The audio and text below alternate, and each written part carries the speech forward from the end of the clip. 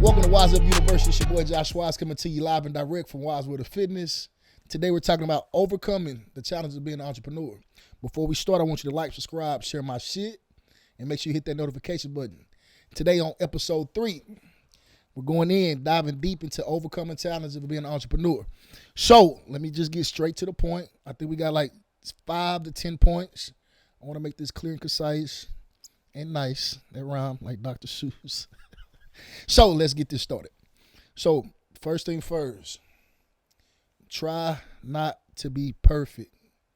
Think progress, not perfection.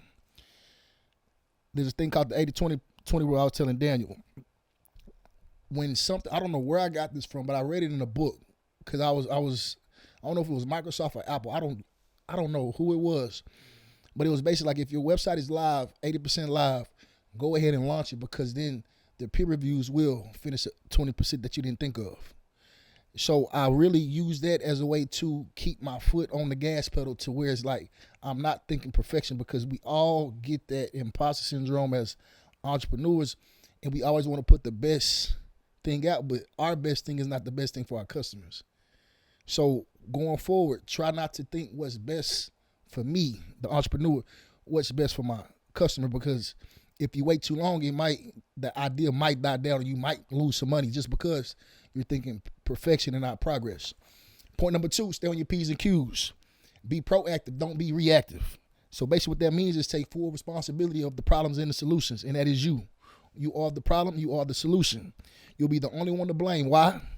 Because at the end of the day, you make the final decision. You are the quality control. I think I seen I had one of the shirts. I'm not going to tell y'all what shirt it is. Y'all got to find that out yourself. They spelled the word wrong, and I was so pissed. But it was my fault because I didn't check the designer. I didn't check the manufacturer. I didn't do quality control. Wasn't on my P's and Q's. I was a problem, I was a solution, even though it wasn't my job to do, but it is my job to produce. So for the production, like, you have to be on your P's and Q's to where you're not reacting to where it's like, oh, I got to recall all my shirts. So now I'm out of shirts. Now I got to produce more shirts. That's a lose-lose situation. So stay on your P's and Q's. Own the discomfort. This is point number 3.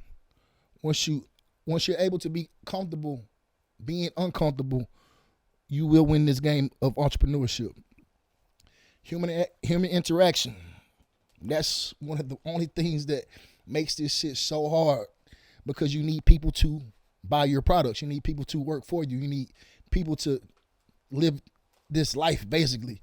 So now what that means is people won't understand you because you'll be so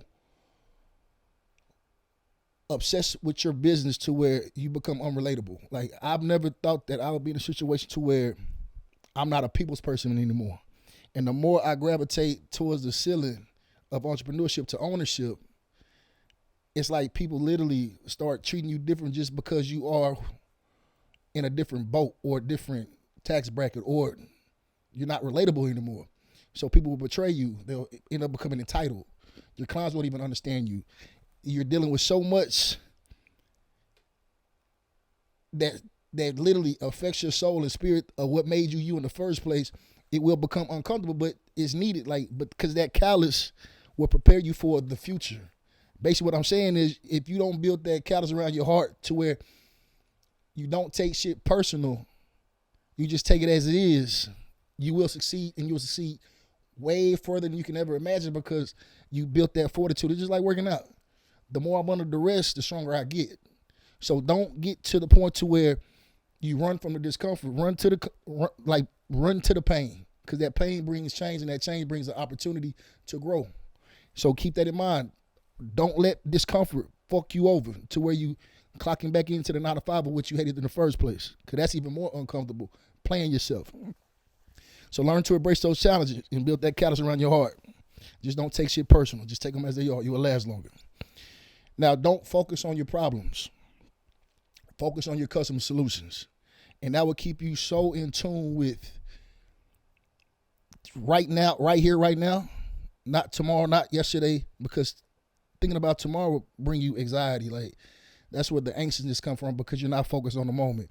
And if you think about yesterday, you really become depressed, and you thinking about what if but that doesn't do anything for today at this moment. And then you lose sight of your customer, and now your customer needs are pushed to the side while your problems are in the forefront of your face. And then guess what? You have problems and no money because your customer probably end up leaving because you're not paying attention to that client. So don't allow your problem to take away from your client's needs. And the more your client's smiling, it's better for your bottom line. So keep your client smiling, and they will keep you paid. That's a promise. Now, another challenge, stop being a lone wolf. That was my biggest problem. I didn't ask for help. I didn't reach out for help. Only time I did was through mentorships if I bought a course or something like that. But don't try to do it alone. Like, your experience level is your experience level. Like, you don't know what you don't know, but if you see somebody who's doing more than you, who's doing better than you, who might be of asset to you, reach out, knock on the door, open the door, walk in the door, and have that conversation. I remember, I think it was Emmitt Smith had a conversation with with Magic Johnson. And Magic Johnson's damn near a billionaire. He's on his way. But I think the conversation went as if Magic was going to give Emmitt Smith like 5 to 10 minutes of his time to think about business or whatever. But long story short, they had to end up having a conversation for 3 to 5 hours.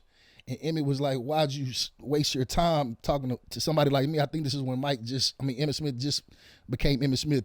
He was like, honestly,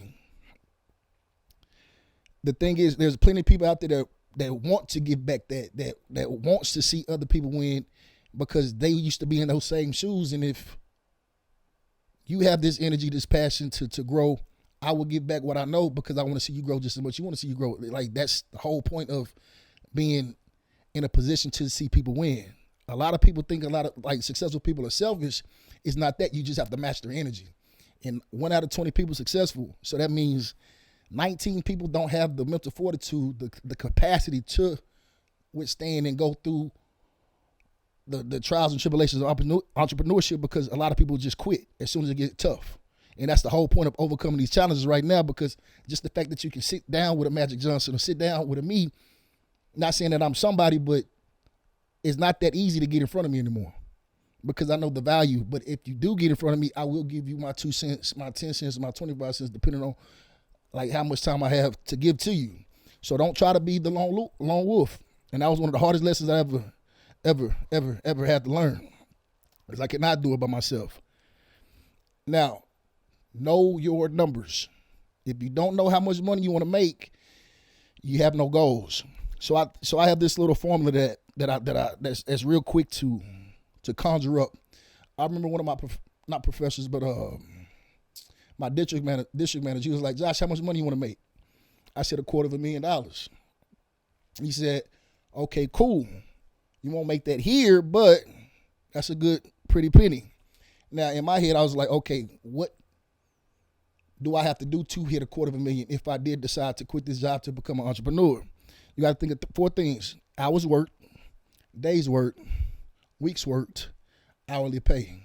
So this is a quick little example. Let's say you want to work 8 hours a day, 5 days a week, 50 weeks out of a year, $20 per hour. You have $40K. Now you can turn that $40K to anything that you want. You can turn it to $100K, $250K, $500K. Once I learned that $350 a day makes over $100,000, that's all I need to know, because now I knew exactly where I wanted to go. So you have to value your time, value your numbers. And that's the next point. Don't waste your time and don't waste your breath.